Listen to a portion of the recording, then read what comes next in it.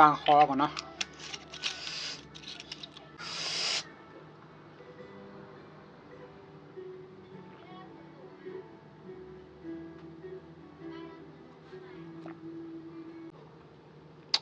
อันนี้คะน้ามัน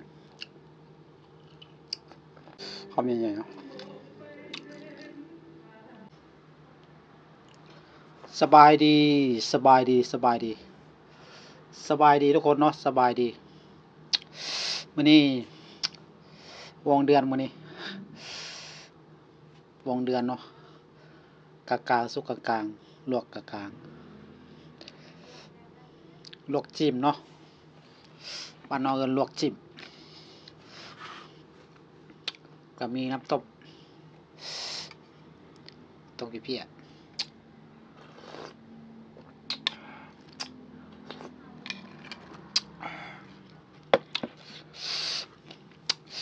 เจ้าเพี้ยวขมๆเนาะลองคำแรก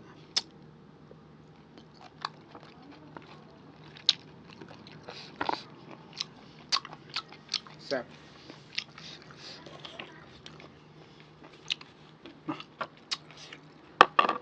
แก้ขาว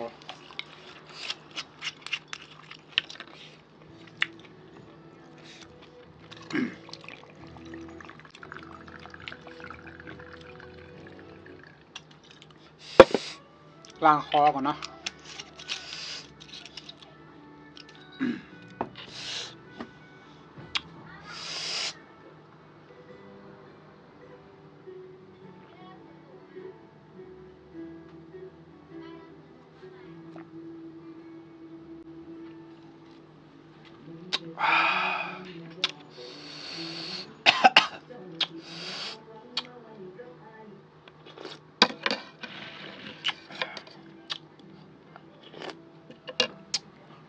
มา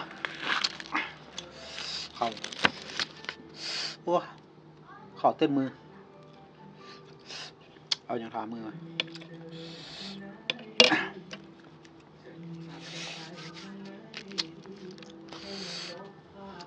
เด้อแซ่บๆแซ่บๆลงกันเนาะ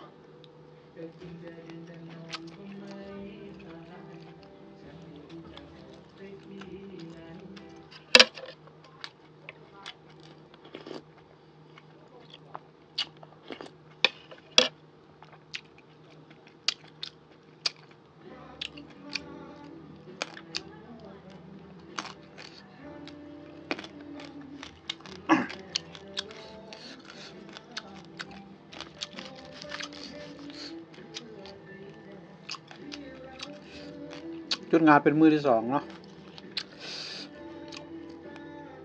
เมื่อยเมื่อยก็เลยลาหยุด2 มื้อเพราะบ่ได้หยุดมา2 เดือนก็เลยมาหยุดทีเดียว2 มื้อเลย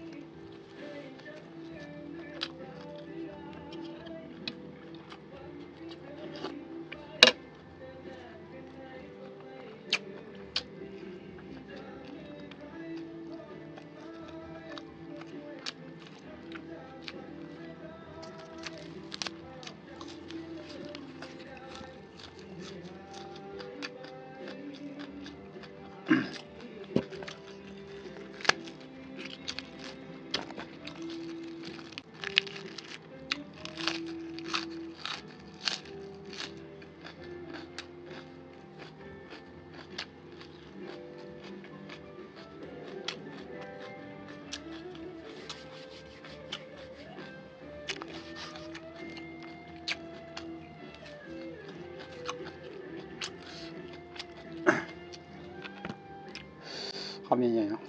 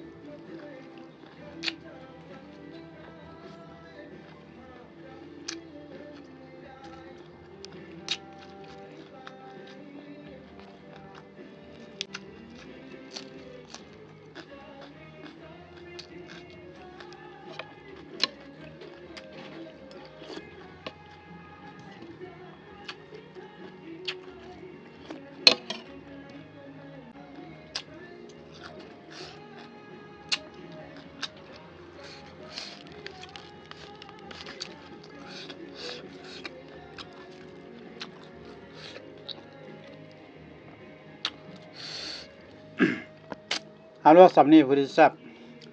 กินนิ่มๆมันบ่ยาก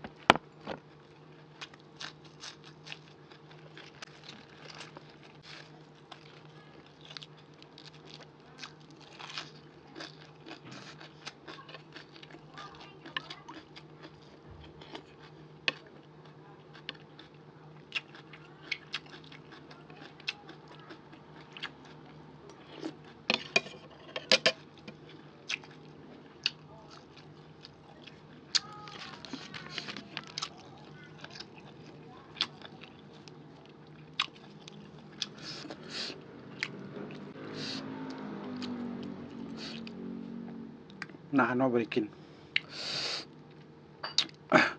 เป็นเดือนเราบ่ได้กินแบบนี้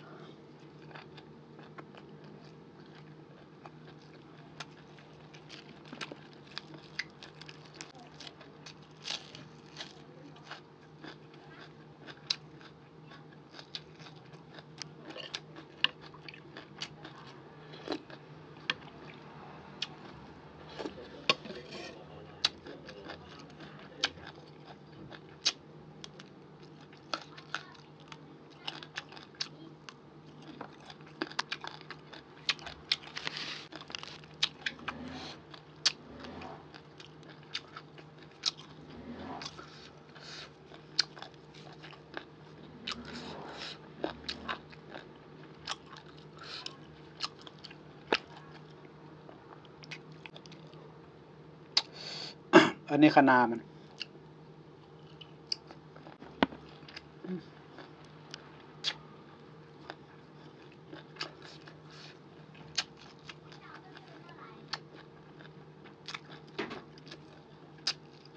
แซ่บข้าวเต้นมือ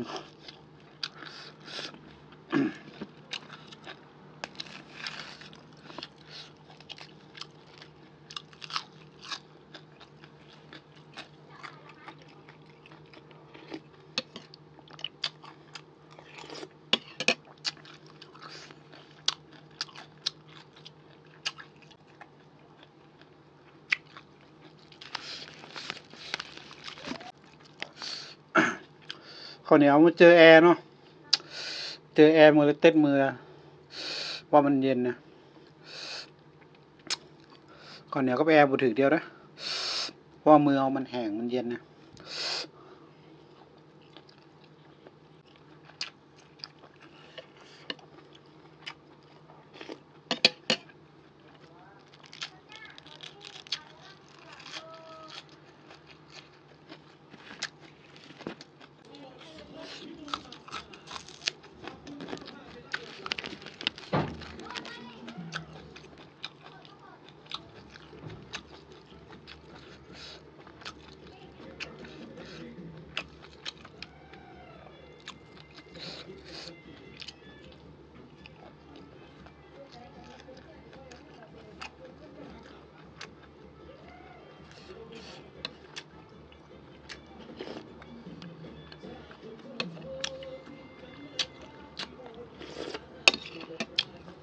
ยังดีมีน้ำต้มสดเนาะล้างคอ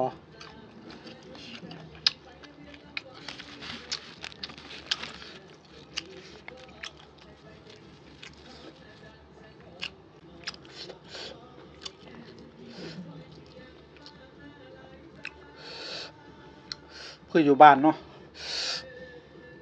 อยู่บ้านนี่ร่มใหม่ๆนี่โอ้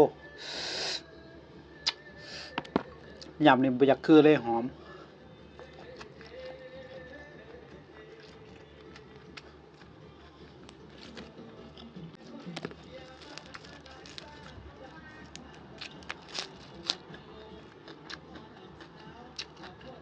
เพราะอยู่บ้านมันเป็นของแบบว่าปล่อยหากินตามธรรมชาติแซ่บอันนี้มันขอผ่านมาหลายอย่างโดนแทรกแข่งแทรกอย่างมา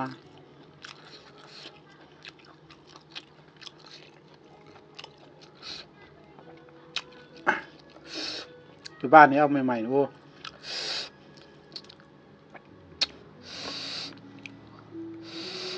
คือเพียนหอมกุ้ย